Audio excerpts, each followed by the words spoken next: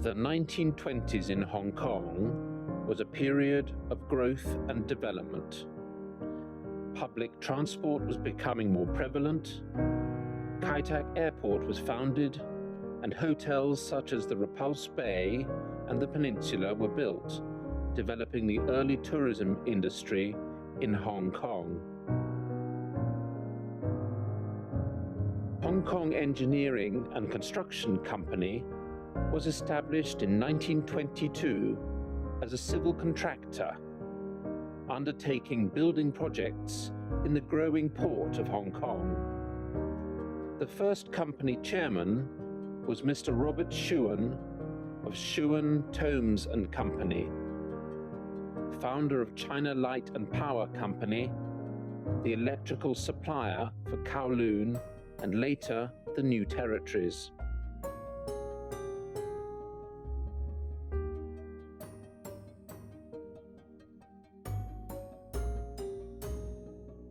In 1923, Hong Kong Engineering acquired the rights for Frankie piling, a system to build strong foundations for buildings. The Peninsula Hotel, completed in 1928, was the first building constructed in Hong Kong using the Frankie piling system.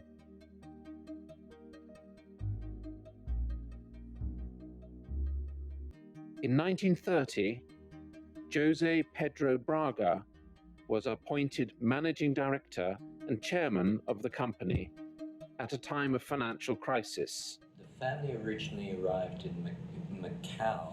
My distant ancestor came over as the Ouvrador. He came over from Goa. He arrived in Macau in 1704. My grandfather, J.P. Braga, remained in Hong Kong, and he was a great man. He became the leader of the Portuguese community in Hong Kong and did a lot for Hong Kong. He was a sort of a champion of the underdog and became the first chairman of the Urban Council in Hong Kong. J.P. Braga was a visionary who knew that the best way to rescue the company was to diversify from piling and focus on land and estate development. He and Sir Eddie Kadoorie were, I understand, very good friends, and while the Kadoorie family, when the Kadoorie family moved to Shanghai, my grandfather looked after or managed a lot of the Kadoorie family business in Hong Kong. In 1931, a young Lawrence Kadoorie joined the board as his father Elie Kadoorie's representative. The Kadoorie family were crucial to the development of the China Light and Power Company. I understand that my grandfather chose the land for Kadoorie Avenue, suggested that Sir Eddie buy that land. Thanks to J.P. Braga's foresight, the company bought a large plot of land at Kowloon Chai with the French Mission Étrangère in 1931. A celebration ceremony for the cutting of the first sod was held on the newly purchased land soon thereafter.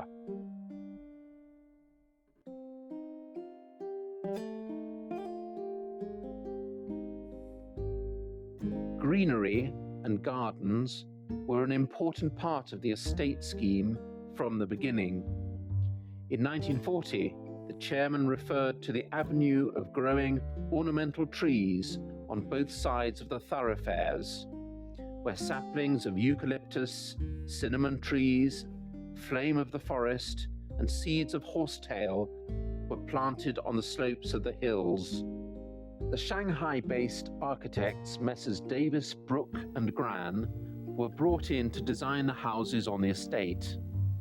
This firm was responsible for the design of many beautiful buildings in Shanghai. With Davis, Brooke and Gran on board as the architects, 25 houses were completed on the estate, with another 11 under construction by the outbreak of war. China Light, purchased a lot on Argyle Street in 1932 for use as its future administrative building. This was eventually completed in 1940 and designed in a unique modernist Bauhaus style. In March 1938, the board tendered its approval to erect an apartment building next to China Light's original plot. Eli Kadoorie suggested that these apartments be named St. George's Mansions, which was duly approved.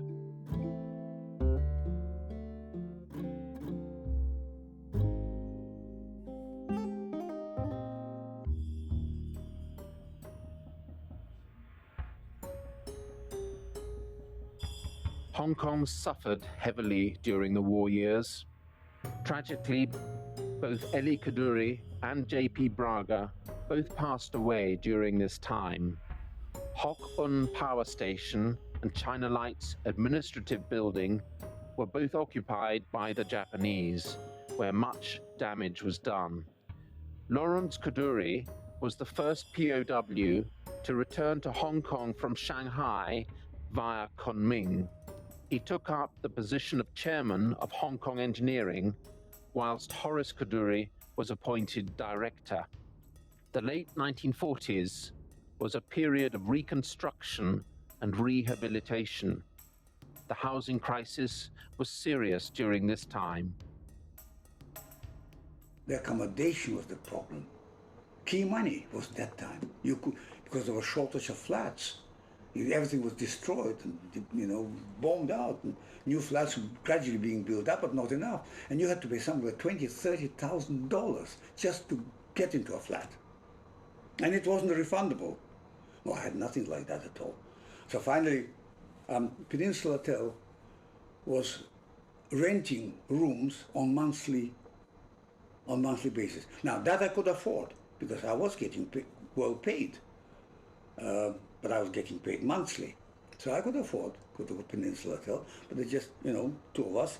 And then the baby was born very soon afterwards. And so three of us in Peninsula, and we stayed there for 18 months in the Peninsula Hotel until Lord Kadoorie, that time he wasn't, Lord Kadoorie took pity on me and gave us a flat. By that time, there were more children. Gave us a flat in St. George's Mansions without key money.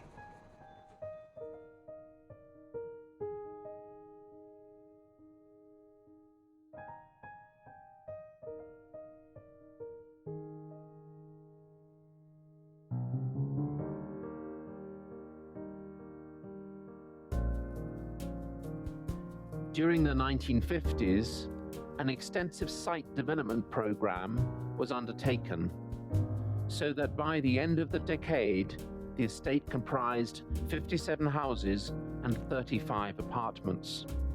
The tenants were principally corporate, trading, shipping and aviation interests, reflecting the growth of Hong Kong at that time.